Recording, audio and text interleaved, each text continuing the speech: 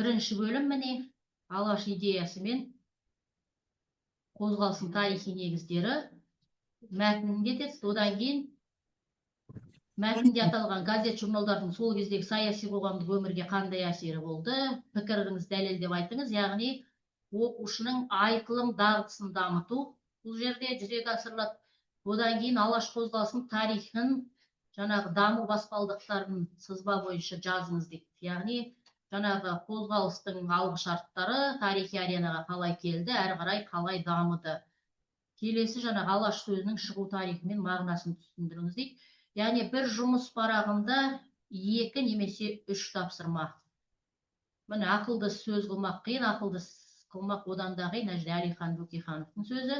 Одан кейін міне эссе жазу. Келесі жұмыс парағы. Мына жерде өздеріңіз көріп отырсыздар, жұмыс түрлері әртүрлі, себебі оқушы біріншіден зерігіп кетпеу керек. Бір типті тапсырмалар болса зерігіп кетеді.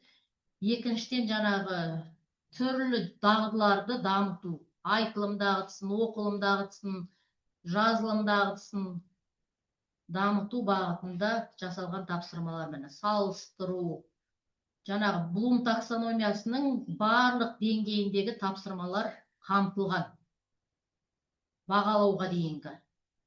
Мысалы 4-ші жұмыс парағы міне. Яғни жаңағына қанат сөздерді алсақ, көбінесе жаңағы тілге байланысты, ұлттық құндылыққа, ұлттық рухқа бағытталған, сананы оятуға негізделген тапсырма нелер, қанат сөздер. Мысалы, ұлттық рухтың негізі ұлттық тіл дейді. Мына жерде жаңағы көріп отырсыздар, мәтінді оқиды. Одан кейін суреттегі тұлғалар бойынша мәлімет жинақтау. Мына жерде мысалы мәтінде берілмейді. Бақытжан Қаратаев кім, Барлыбек Сыртанов кім, Жақып Ақбаев кім, бұл үшеуі де заңгер болған. Сол ақпаратты оқушылар өз бетімен ізденіп табу керек. Мына жерде міне Халел Досмұхамедұлының тілге қатысты айтылған сөзі. Міне мемлекеттік думадағы алаш өкілдері, бұл жерде жаңағы депутаттық мандат 30% құрайтын өзге ұлттар қоныстанған қалаларда 6-ын ғана берді дейді. Неге жаңағы депутат қазақтарға неге аз берілді? Соны оқушы өзі ойланып, сын тұрғысынан ойланып, дәлел себептерін айтып жауап беру керек. Келесі жұмыс парағы, мысалы мынау әдебиетте көп пайдаланатын әдіс, мынау тілші әдебиетші мұғалімдер жаңағы неде хикаялар картасын, мысалы көркем шығарманы талдағанда қолдануға болады осыны. Одан кейін міне алаш идеясы, біртұтас қазақ идеясы, Попс формуласы бойынша пікірін білдіреді.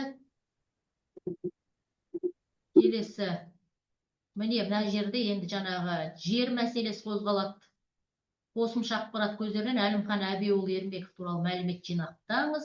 Себебі жерге қатысты Әлімхан Ермековтың сіздер маңдай ақы табанды еңбегін білесіздер. Одан кейін өтіп кеткен тарихпен байланыс, міне біздің ата-бабамыздың Мөде Қағанның қанат сөзін алып, соған келісу, келіспеу эссесін жазу.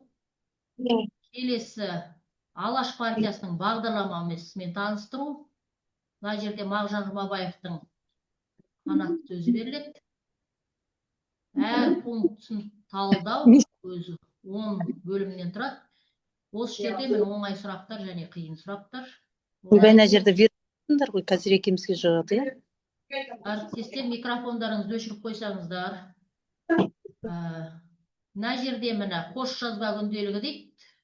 Оқушы жаңағы алған білімдерін осы жерге жазады. Яғни бағдарлама мәтіні бойынша қос жазба күнделігі дейді. Үзінді. Мысалы, мына жерде білімге қатысты үзіндіні алуға болады. Жаңағы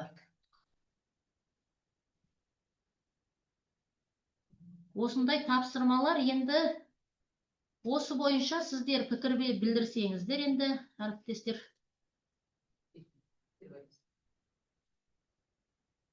Кері байланыс берсеңіздер осы жұмыс бойынша.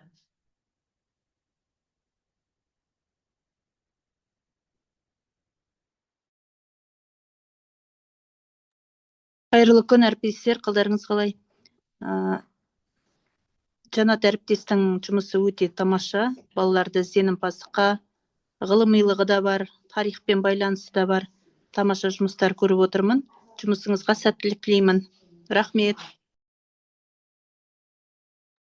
Әріптестер, өз пікірлеріңізді айтып отырсаңыздар, ұсыныстарыңыз бар ма? Мүмкін мына жерді былай толықтыруға болады деген сияқты. Сәлеметсіздер ме?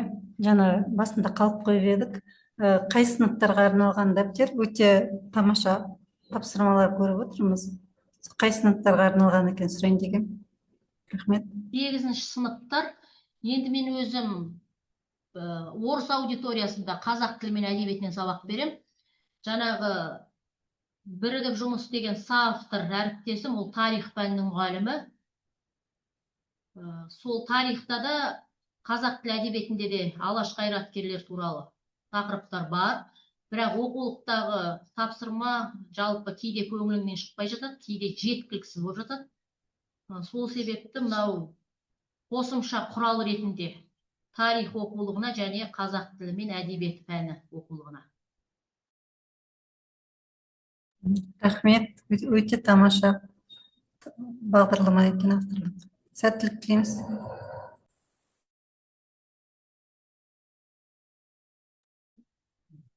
Уақыт аяқталып қалды. Әріптестер, уақыттарыңызды бөліп, алтын уақыттарыңызды бөліп қосылғандарыңызға көп рахмет. Жұмыстарыңызға сәттілік, еңбектеріңіз жемісті болсын. Барлығымыздың ойлағанымыз сол ұлт мүддесі. Істеріңіз берекелі болсын. Рахмет сіздерге. Сізге де рахмет, сау болыңыздар. Сау болыңыздар.